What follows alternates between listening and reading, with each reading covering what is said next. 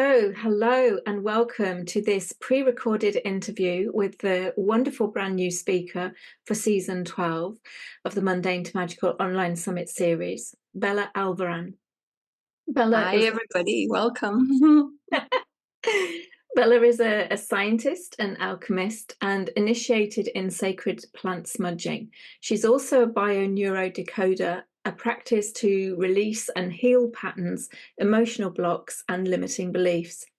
And as a messenger of Mayan Wisdom, she has an innate connection to the stars and galactic cycles and is the co-founder of Quantum Plant Healing and Quantum Planet World platforms.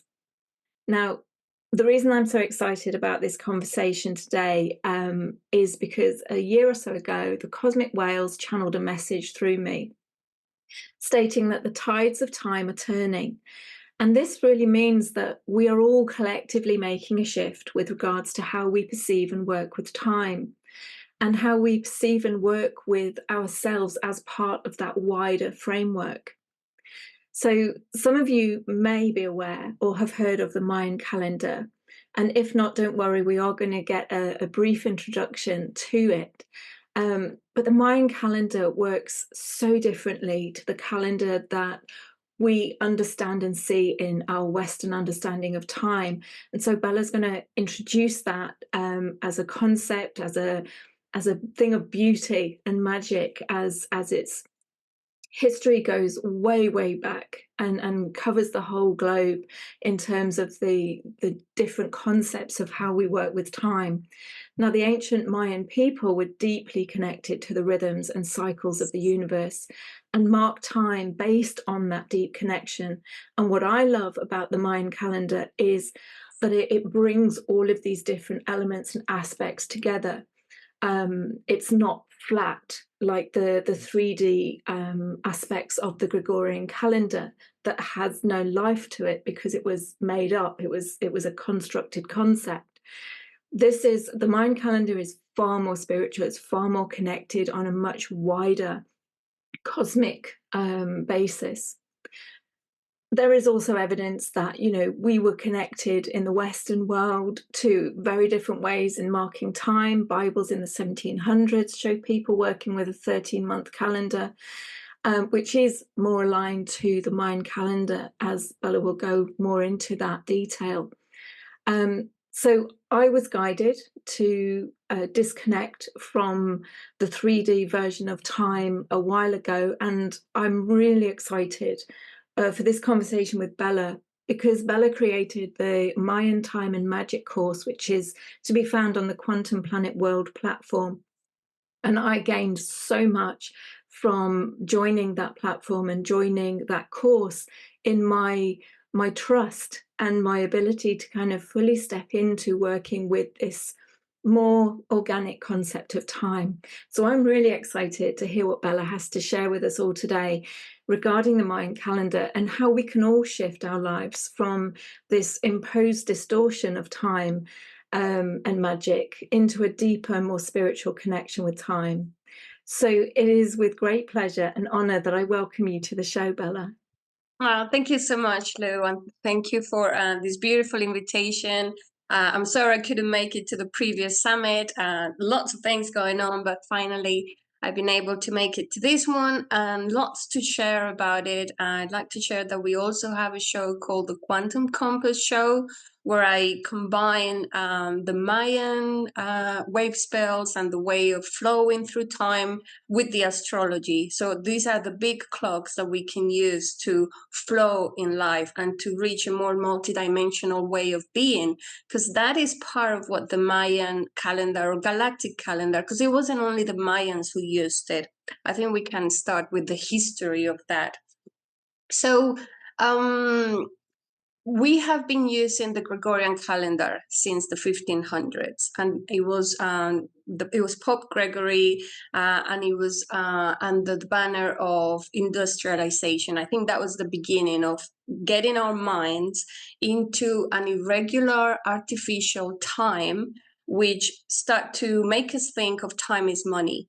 Yeah. So it made us more into the slavery route of like, okay, you're being trained to work for money. So you're being taken away your time and the flexibility to be who you are, because you have to now be somebody else to generate. So we became batteries basically as that happened. So that is the way that a new reality was created for us since that time. But before then, I'm going to go as far back as probably in the course I talk about Samaria and Mesopotamia and many other different civilizations. But let me just go about 3000 BC, where the Olmecs already had the sacred round. The sacred round is the Solkin. And so that was the way of flowing through time with 1320 frequency. The 1320 frequency is a frequency that reconnects us to the cosmos. It's a frequency that runs through our bodies. We have 13 articulations. We have 20, the glyphs are represented in our bodies, in our hands, in our toes. So it's the natural frequency, and it's directly connected to the Fibonacci frequency or the golden mean ratio, which is the way the flowers, the sun, the bodies, everything in this universe that is organic is designed under that frequency, is the natural organic one.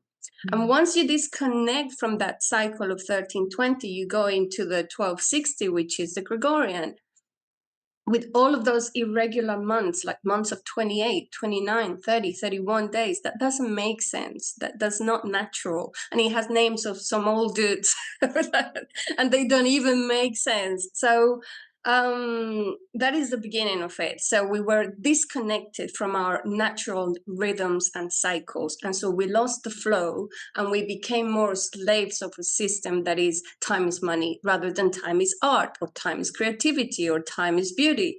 We were put into a different frequency basically. And therefore, a reality was created where we have to keep on feeding and following that clock that is not letting us be fully free and sovereign.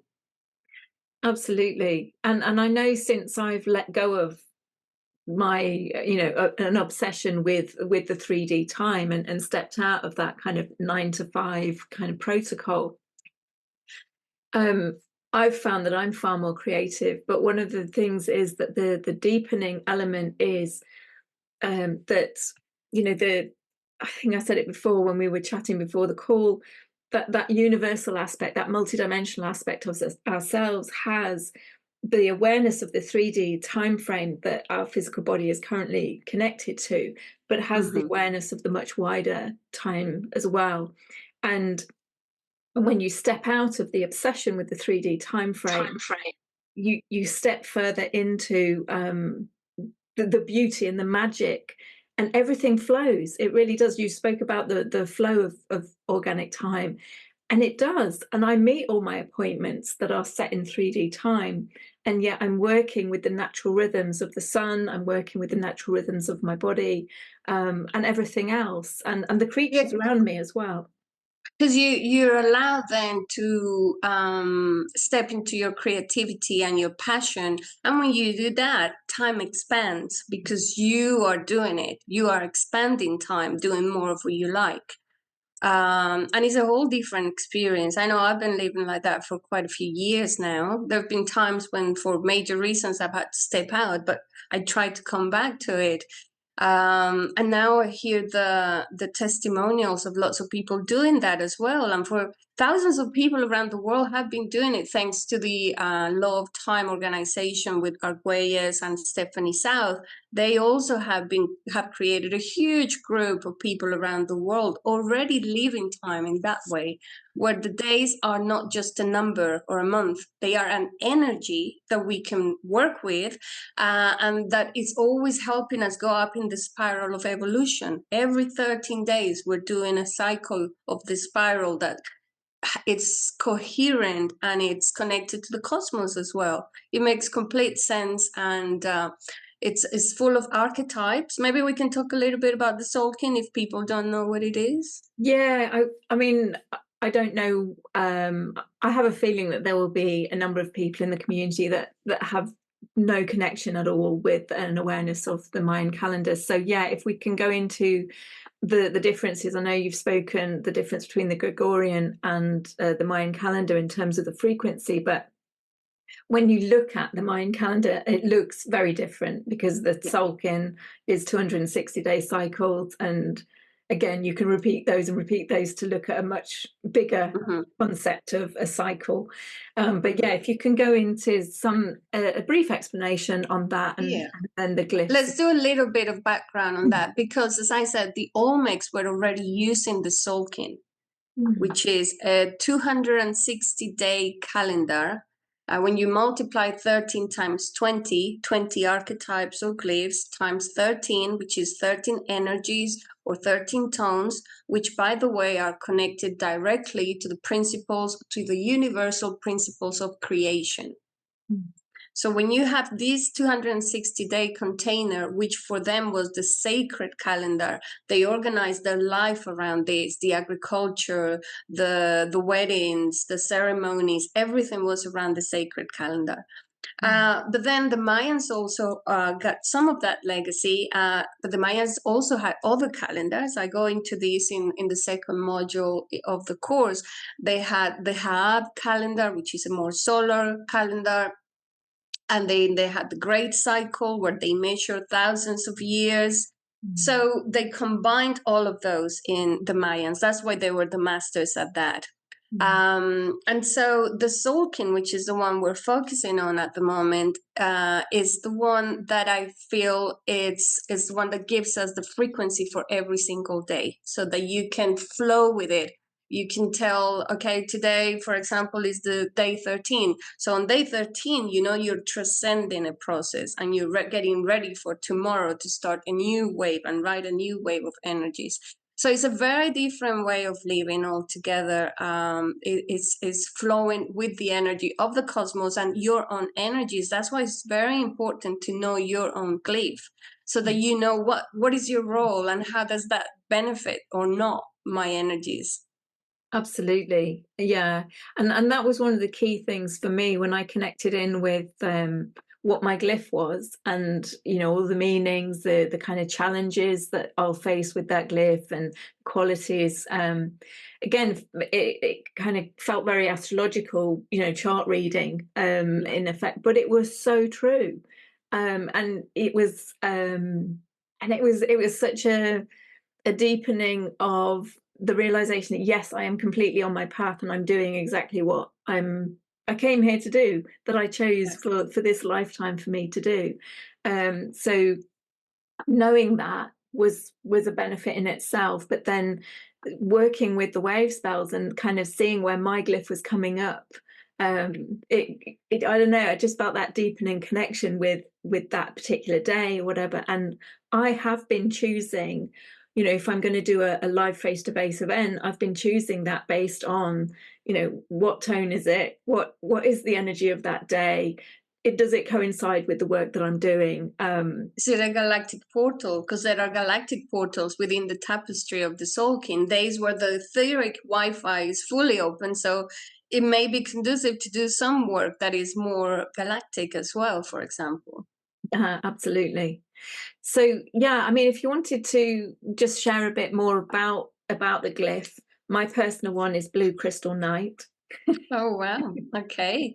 So there are, let me go back to the glyphs. So there are 20 glyphs or energies, and there are 4 different colors, or they call it races or families.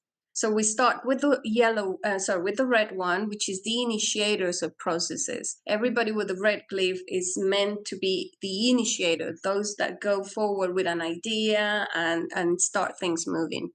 The ones with the white glyphs, which is the second family, are the refiners. They refine this energy and prepare it. And then there are the blue ones, who are the transformers. So you guys are the ones that are part of the transformation process that we came to be part of. And then the final one is the yellow glyphs, the yellow family. They are the ripeners. So they finish all that process and then we start again. And it's always a cycle. We live in the earth. It has seasons and it has cycles within cycles within cycles. And that is part of what is part of us. We were talking before the call that how we need to connect to the cycles of the sun. If it's sunny out there and it's summer and it's still here in Texas, it's sunny until 9 in the evening. I'm not going to be going to bed as I normally do. Like my body has more energy and more light and there are more things going on.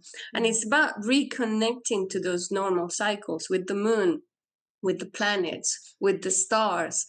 The Mayans were masters at following the cycles of Venus, Mars, and many other planets. They had precise calendars of planets that we didn't even discover in Western civilization until a few hundred years ago.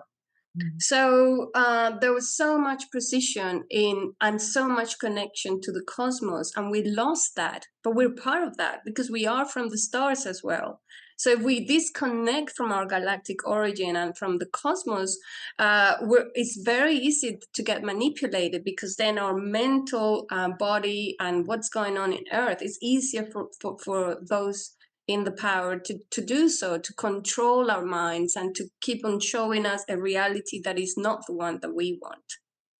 Absolutely, absolutely. I mean, I remember being a very, very young child and looking up at the stars, knowing that that's where I'd come from, and feeling like I had landed by mistake, that it was a huge mistake. And I wanted just to go home because everything around me was completely alien to what I intrinsically knew to be how life should be or how it is. And it's that complete separation, you know, and it felt like a ripping apart and kind of having to fit into this 3D version of life and how it works, not understanding the rules. And I think that's how we get manipulated and controlled by it, because then we're being taught the rules of this game when actually we're connected naturally to something completely different. And so in that disconnection from our natural state, we're kind of like babies, like children, you know, kind of caught up in somebody else's plan, as it were. Yeah, but for sure, if we came, we knew what was going to happen. We knew that there was going to be a disconnection, and we knew that we needed to come and win that game, you know, make sure that we up that game. So that's what we're doing here. We're remembering and recovering some of the tools that we have access to, and they've been repressed and they've changed the rules so many times. There have been so many timeline switches, as we talk about it in the course. They've made us forget the real galactic history, but now it's coming back. So that's part of our role with quantumplanet.world. We have a whole series with stellar nations about remember the cosmic origins. We have the Mayan time and magic course about remembering how to flow with time and create our own reality, not the one they are selling us. The latest thing that we're doing is the navigation guide to cosmic consciousness, which is the tones of the calendar, one by one. Tone 1, what does it do? How is it connected to manifestation and to spiritual growth? Tone 2. So we're doing the 13 tones. I'm about to record chapter 9. I'm super excited because as we record them, we start to see the changes in the bigger arena as well. So it's all like matching what is going on at this moment of the shift. Absolutely, yeah. So, I mean, you've mentioned the tones and you've mentioned the glyphs, and that there are 20 glyphs and there are 13 tones. So how would people, where is the best place, would you suggest, for people to kind of start on their journey, kind of investigating, working with this? So if you don't know anything about it, I would say just go to a website. There are many websites, there are many apps for your phone where you can with your date of birth, you can find out what is your galactic signature. That is what is called. The galactic signature is the combination of your glyph or archetype and the tone. When they're combined, that is called the galactic signature. So once you know that, then you know, okay, you are a crystal blue knight. Is that what you are? Yeah. So you start digging more into, okay, so what is this archetype about? If it's the knight, it's everything that has to do with dreaming and abundance and going into the void and accessing information and being a dreamer for the whole group, for the whole collective. So the beauty of the archetype and knowing your archetype is that you already know what is your mission, and there is a galactic archetype, so a higher octave of that, and then you understand you have a bigger mission. And one of the things that I've had as testimonial from the people that have been doing the activations, we call it, when they come for a reading and they want to know more about their galactic signature and how to work with it, is, oh my God, this gives me so much validation of what I've always wanted. I've always wanted to do this. And now I feel like I'm free to do this. Like I don't have to hide who I am anymore. I can be my true self. And that has been the most common feedback that I've gotten. It's like people haven't allowed themselves to be who they are because they think it's too far out, or because they think they're not going to be accepted, or they're still thinking that they're not going to be approved if they say that they came here to be a dreamer for the collective and make a better world. It's like, were you crazy? No, it's actually what you came to do. So yeah, that is the feedback. It gives you the validation to be who you really are and shine and be part of that tapestry. It's like, okay, I know what my mission is. I can now do it and go ahead with it. I think the other thing as well is, as we were talking before, is to know your challenge. So with mine being the blue crystal knight, my challenge is the red skywalker, which is interesting because that's what David is. Yeah. And he's like master of that. And it's like, but that's my challenge to kind of step into that. And as we were saying, you know, it has the challenge is to overcome that fear, to really fly and, you know, soar through the astral planes and things. And that has been a big part of my journey. So just knowing that, okay, this is my mission, this is what I'm here to, this is who I am, this is what I came here to be, this is the challenge, or these are the challenges that I'm here to overcome and in a way master. So to flip that from the lower, so they become a gift once you master them. You can use them. So what Lou's talking about, for those that don't know much about the galactic signature, is not only do we have a glyph that is our archetype, we have 4 other energies like a medicine wheel, where we have an energy that is our friend and ally, one that is always going to challenge us and make us be better at it until what you were just saying, transcend that energy until it becomes you become a master of that energy. We have an energy that is our guide, like in connection to our higher self, that we can always get intel from if we need to. And then there is an energy that is part of our subconscious, like a hidden helper that is always there until you become more consciously aware that you can actually use this for many other things. So there are other energies, just like in astrology. When you learn to use your astrology, you know which are your good aspects and how you can work with them. It's the same with the galactic signature. There are energies that are going to be good aspects and some others that will challenge you, but it's all for learning, you know. Yeah, and that's the same. Anybody who's been on any kind of spiritual path with any level of awareness will know that all of the things that have been our mess, that's where our message is. You know, the things that have challenged us or, you know, felt like they've broken us down the most. And I'm being shown the tarot card, the Tower. That's, you know, that's where our biggest growth is, you know, and it's that journey of going from that deep despair of what's happened into you know, being able to kind of look back and go, oh, that was a perfect part of my journey. But yeah, it's such a beautiful way of working with it. And again, it draws all of those pieces in. They're showing me again the kind of 5D model of the Mayan calendar and time and how it all fits together with the galactic aspects, with the cosmic aspects, with the astrological elements, the stars and everything, and the alignments. It kind of pulling everything in. It's like it's got its own orbit and it's just pulling everything into the center, which is us, you know, allowing ourselves to be the center of ourselves. Yes, I like the way you're describing that, because it is exactly that. Being surrounded by lots of other energies, but knowing that we're at the center of it and we have a mission and we have our energy to contribute to the whole process that we're going through, which is creating a new earth. And we can't be waiting for somebody else to do it for us, or when the angels descend and whatever, it's us that came to do this job. And it's only by realizing that, there are tools. Maybe the Mayan time and magic is not necessarily your tool, but it's one of those that will help us shift our mind into a different frequency to get there.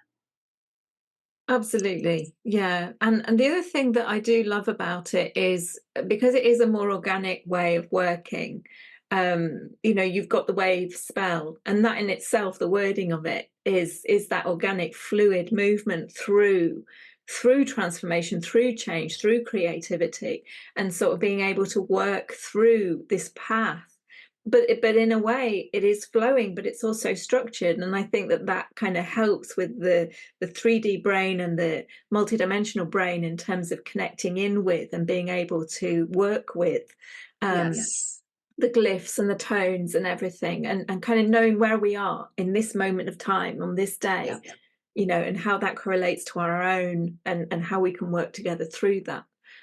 There we have to talk about number 13, which is a number that was also with all of these Catholic, and I mean, here in the US, you should see, like, there are no floors on the number 13, or no room 13, and it's really like extreme.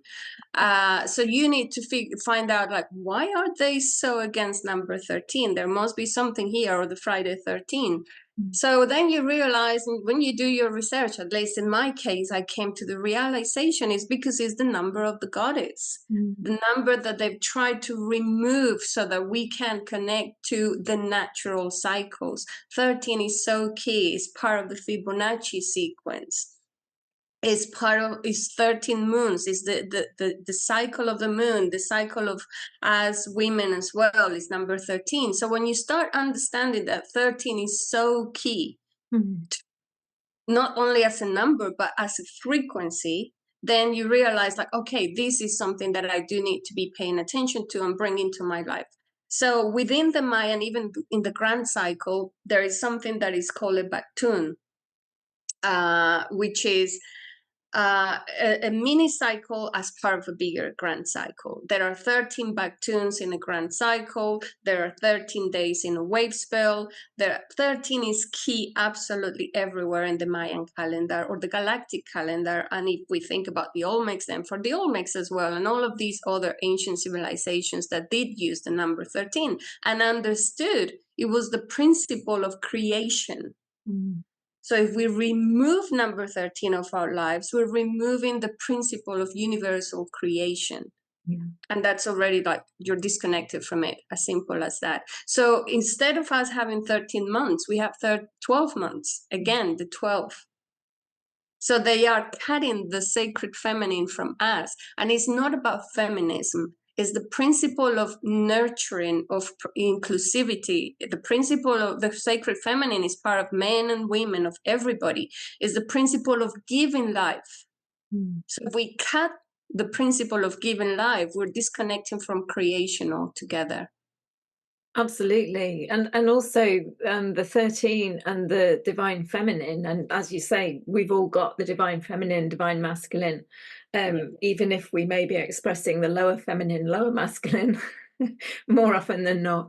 The divine feminine is the intuition. It's the vessel, it's receiving, it's being receptive, actually connecting into that which lies into source. Is the direct connection to source. So if we cut that, or they cut that from us, then we're completely disconnected and easily manipulated.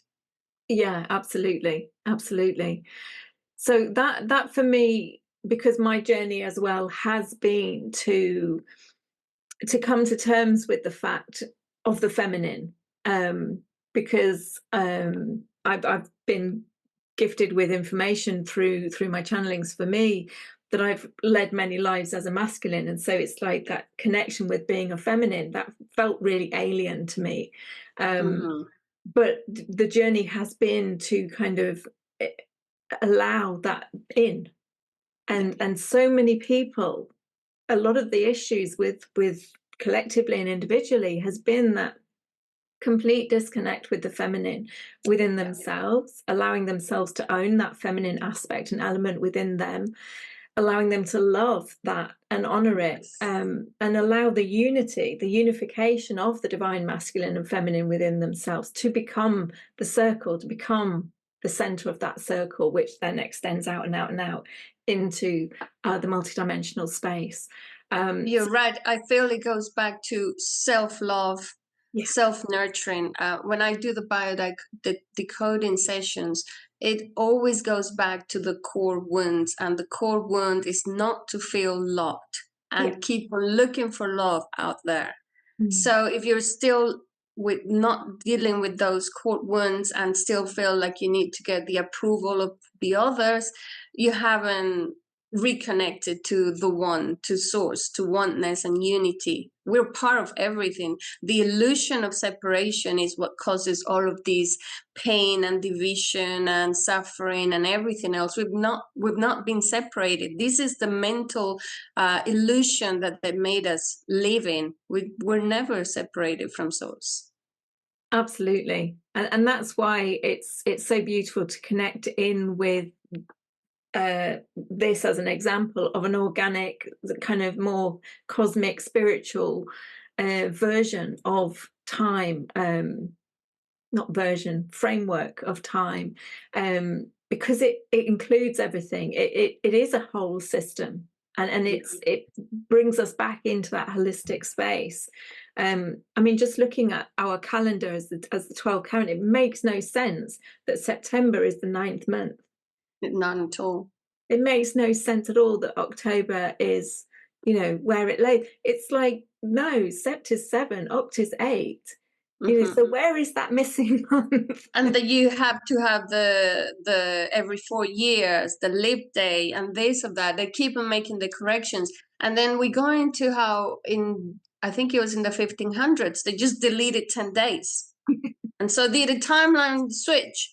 And then okay, where did they go? And there are so many of those examples throughout history as well. And if we understand that the Catholic Church and the Roman Church, what they tried to do was to take control of the narrative and creation and make people feel guilty or the sacrifice and all of the lower notes that they needed so that people actually bought into it. So it is just another system, basically. Absolutely. But it also kind of brings into, people are celebrating in a spiritual sense on certain days, but actually those days are not necessarily the days that you would organically celebrate and connect on. Like you say, those green days on the Tolkien, that's where it's like, free connection to the cosmic portal and, connection to source. And it's like, maybe those are the days that we should be completely doing our celebrations on, but it's all been kind of tied up and alienated. When you start combining the Solkin, which is what we're doing, the quantum compass, with the astrology, you start to see the convergence points, like in the solstices or the equinoxes or a very important full moon or an eclipse. And then you start to see the patterns. It's like, oh my God, you couldn't make that up, because it's just so perfect as well. And that's what the Gregorian calendar is never going to give you. And I've certainly seen in my life, when I've stepped out of the Gregorian calendar and stepped into more of that multidimensional, more cosmic appreciation, that I can really see, okay, this is why this has happened in this week on this day, because all of these energies have come together, and it's just been this enormous kind of whammy of an energetic kind of space. And it's an opening. Like, it might be really challenging, but it's an opening for you to kind of pass through that and grow into what you came here to be on a deeper level on the other side. But if you have no idea that this is coming up or that this is even a thing, then you just get hit like a truck on that day, and you're left kind of reeling, going, what on earth was going on? But when you have that kind of pre-warning, pre-awareness, you can work with it. I guess that's the beauty of it. And I think that's what this whole purpose of Mundane to Magical is, to kind of share with people so that they can have new tools to work with. They can have these things that they can kind of connect into on a deeper level, so they're not getting hit by this cosmic truck every now and again, because they're so out of sync with spiritual reality and cosmic reality. Yes, and the tones, the 13 tones are so important, because not only they give you the tips on how to manifest, but they teach you how to move through a wave spell. A wave spell, by the way, if you don't know what that is a 13-day spiral or sequence. And so there is 13 after 13. There are 20 wave spells within this container of 260 days. And so we started one recently. And so what you can do is you follow the 13 days, knowing that day one is always a day when you can put an intention for something you're doing. And then during the 13 days, you get to see a result, or you come to a realization, or you move forward, and then another wave starts and another wave. And that's what we call the wave spells. And they are connected. They're not only Mayan, they are part of the universal principles of creation. You're creating every 13 days, and they reconnect us with our multidimensional selves. Because when you understand tone 1, you're understanding the first dimension. When you understand tone 2, you understand also the second dimension, and so forth. So I try to explain all of those in the chapters that I'm creating in the navigation guide. Very powerful. I mean, it is, but that's what I mean. It gives that beautiful structure for the 3D brain to kind of connect into, as you then kind of open up to whatever other transmission or download that is going to come through. Because when you start working with this, you're stepping into, it's like they're showing me like a glass elevator now, like stepping into a glass tube where you can just kind of download the information. You won't necessarily understand or be able to translate all of that in the moment, but you're receiving it. And so if your 3D mind has something to latch onto, it kind of makes that process easier, is what they're showing me. It opens it up a bit more. Yeah. And the other thing I like to include with the readings is the shadow work. You can understand more of the shadow work connected to your glyph. What are your challenges, and how can you transform it? It's not only knowing about it, but what can you do to transform this and then keep on evolving? And you can even do the same with a wave spell. What is going to be the challenge of that wave spell? Like over that period of time, what can I work on? And then by day 13, you'll have transcended some of that, and then go to the next level of the spiral. And it feels like an upward spiral somehow. Yeah, absolutely. And that comes through many different cultures as well. It's like people talk about patterns and repeated lessons and things, but actually you're coming at it from the next layer. You're coming at it from the next round.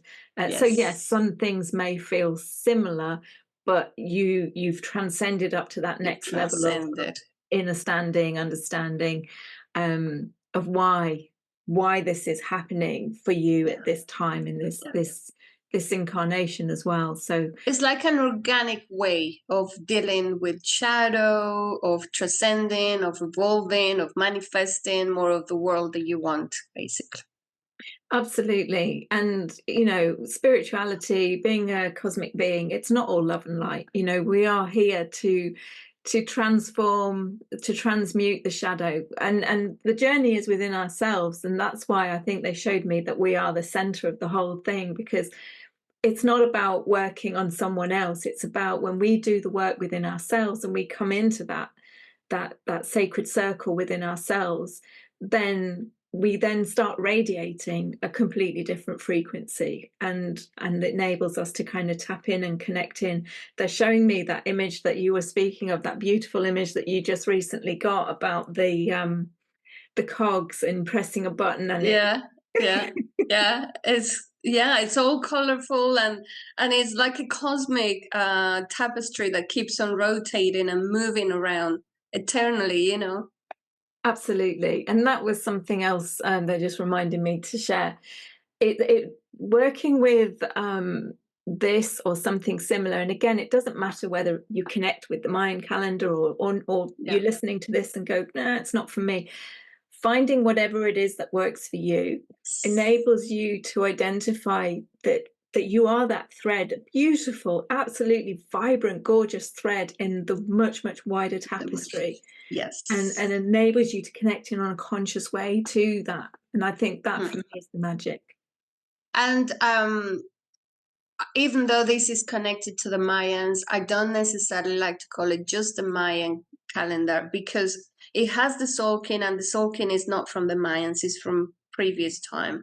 And what I've understood, and even with some more information we've gotten from Maya Nartumid, I don't know if you're familiar with her, she channels Thoth, and Thoth was Quetzalcoatl or Kukulkan was one of the incarnations of Thoth. And so she's come, like, she felt the calling as well. It's like, oh my God, we need to talk about this. I've got lots of information about what you're talking about. So we've connected and we're having some conversations and making some videos about it. So the way she has it, which is very similar to what I understand, is that thousands of years ago, the High Mayans or the Galactic Mayans who come from the Pleiades came to Mesoamerica and worked with the people that already had the Soulkin, and they were given more of the tools. So it's been like they have been preparing us for every cycle. So they came to prepare, and they keep on coming to see how the process is going, so that by the time that we're now, which is the shift, we're getting more light from the center of the galaxy, which in the Mayan cosmology is called Hunabku. Now that we're getting all of those beams from the center of the galaxy, this is the moment we get the upgrade, and we get to shift into being new humans or galactic humans or cosmic humans, whatever you want to call it. But we've been prepared for all of this, and this is now out there. Like, okay, get ready. We need to be in place. We need to know the waves that are coming.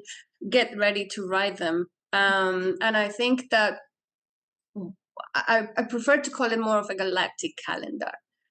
Even though the course is called Mayan Time and Magic, there is much more than just Mayan stuff. It's about understanding our connection to the galaxy, to the stars, to all of these synchronicities. One of the things you learn through this is that the synchronicities, the universe is talking to you the whole time. And you start to realize, oh my God, this is happening with that. It becomes like a whole game of synchronicities all the time. You just need to start asking the questions, and then you realize, oh, it's because it's this glaive, and then it's this, and then it's that. Yeah.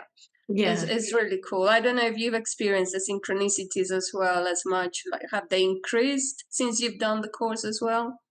Yeah, like you say, I'm always aware that in each and every moment we're all receiving messages. It's our capacity to recognize it and acknowledge it, and that has increased. But I mean, that was a journey that I've been on for many years. But yeah, when again, it's about becoming conscious. When you have an awareness of something, like they're saying, awareness is the beginning and the end, the alpha and the omega. You become conscious about it, and you then get to see a bigger picture, or you get to make a choice wherever and whatever it is that it's coming, that awareness in on your journey. So yeah, it's just heightened, I guess, heightened that awareness. And the other beauty of living through this calendar as well is that you're more in the moment. You're more here, here, here. And because you're here, you're getting to do more of what you like. You get the right intel, you get the synchronicity, you get the confirmation. And so it keeps on happening more and more, because the future is just a series of possibilities that you're creating from now, now, now. So the more that you drop into that now, the more that you're going to be on your higher timeline, the one that you are wanting to go on. So it's about creating from the now moment all the time through that principle. Absolutely. Yeah, and I've definitely experienced that. And just in that awareness and working with the wave spells and the glyphs on different days, the awareness, because portals of opportunity are coming at us all the time. And again, it's just, do we have the awareness to recognize that that's what it is? And many years ago now, I started living from that very connected space and just being in trust. And so, you know, taking away the need to completely understand what this opportunity is, where it's leading to. You know, the ego, the mind wants to go to the nth degree, give me absolute guarantees that if I take this path, it's That's going to. because there is fear and anxiety because you don't trust enough, or because there is a fear over a survival issue that you're trying to be safe in the future in every single aspect. Yeah, and so once you kind of open up your awareness, have more of these realizations, acknowledgements, you see the opportunities and you just go, yeah, okay, I'm going to step through that opportunity. I don't need to know exactly where it's leading, but I'm going to trust that wherever it's leading is perfect for me. And, you know, it might take a few different gateways to go through before you kind of go, oh, right, of course, that's what it was. But that's what I love about it. It's, you know, it brings the adventure back into life. Yes. And Yes. you know, that's the whole kind of mundane to magical. It brings that magic back into what has been, for a lot of people, a very grayscale existence in the mundane world. It makes every day sacred.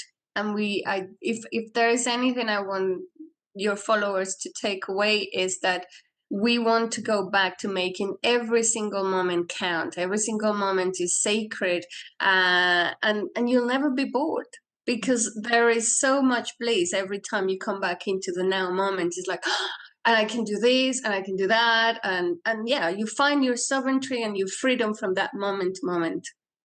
Absolutely. And one of the other things that you shared earlier on in the conversation was that your deeper awareness and understanding of time shifts, because it does stretch. You know, yes, okay, we might live in this 24-hour, you know, 60 minutes in an hour kind of, again, flat plane of experience, but I've definitely experienced it where I've been so in the moment and so in my creativity and flow that time has expanded. What felt like me to be absolute hours actually wasn't that long at all. And I was, you know, I came out of that zone thinking, oh my God, I've got a client in whatever.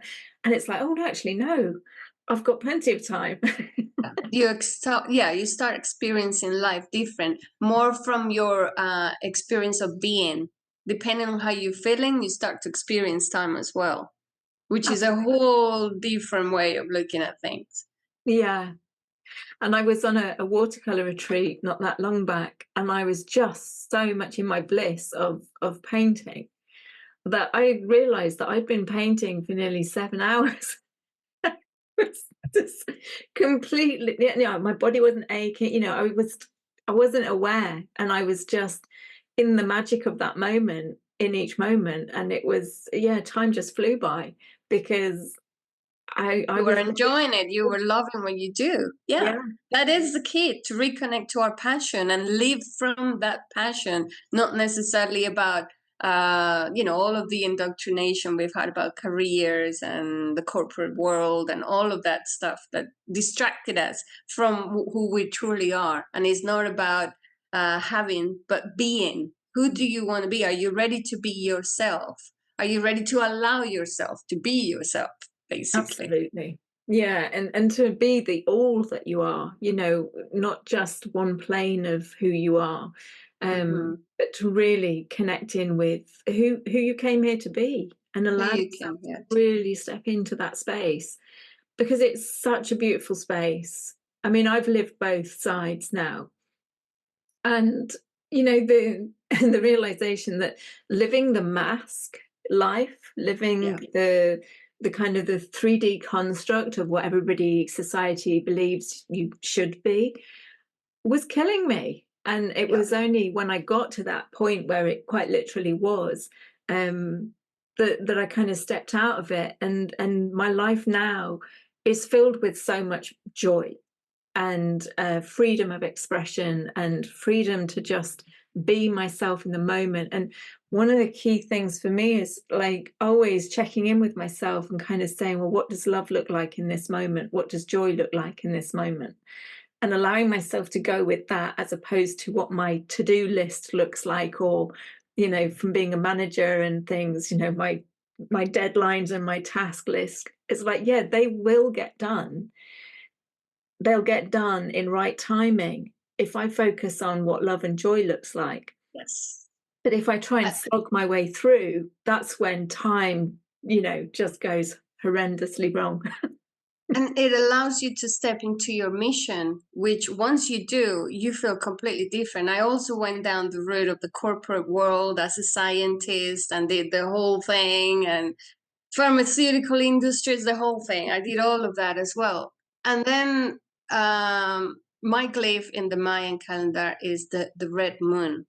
And the red moon is the one that understands about the cycles, the natural cycles, and is the self. My part of my energy is the self remembrance and to help the others remember. And once I stepped into that mission now a couple of years ago, it's like you don't look back. It's like, oh my God, why haven't I been doing this? Of course, there were all of these things and programs that no, how are you going to talk about this if you're a scientist, if you're a master's in this, how are you going to be talking about that? But once you allow yourself to do that, it's a whole different game. You're so much more relaxed, you're so much more self, you accept yourself more and the others as well. For everything that, you know, whatever you want to do is fine, do whatever you want, and you understand the energies. That also helped me so much tolerance, because I understand now the deeper archetype of other people and how they have a mission and how they have something they have to offer to the world, and we're all different, but at the same time part of the Absolutely. same tapestry. Yeah, yeah. I mean, the spirit's shown me that tapestry so much recently over the last few months. You know, everybody is their own individual, beautiful thread in the larger tapestry. And Yes. it's just allowing yourself to recognize that and connect in with that, and be that gorgeous thread in the tapestry. You know, allow yourself to stand out. And help each other out, especially with your tone. You have the tone number 12, Yeah. which is all about community. What you're doing is absolutely wonderful. It's bringing the community together, which is part of the energy that you came to share and to be and experience. So thank you for doing this. It's brilliant that you're bringing out so much more consciousness and knowledge and amazing things. Well, I mean, this, as I've said at the beginning, this is completely spirit-led. This began, this became a thing because I stepped into living my truth. I committed, and I said, no matter what, I'm committed to my spiritual purpose, my spiritual path.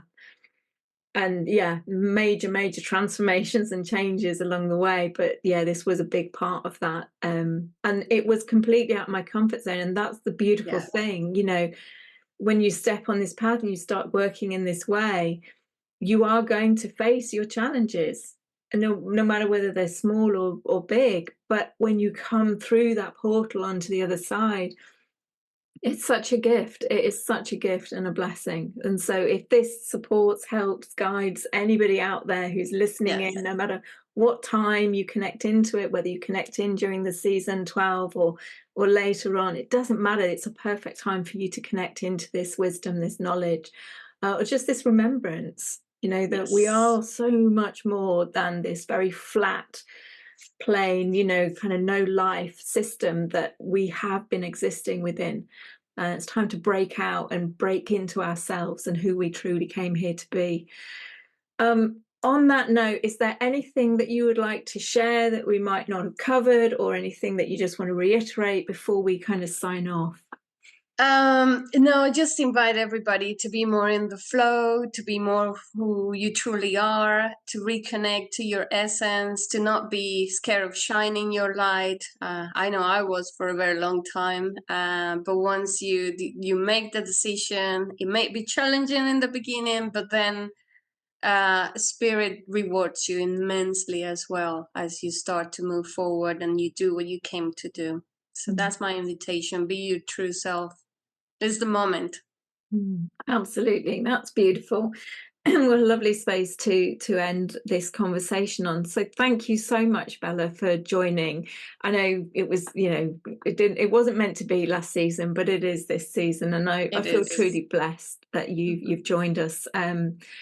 So I will put all of your details on the website, the mundane-to-magical-living.com website. They will also go out on the email, so that if people want to connect with your work or interested in anything else that you're doing.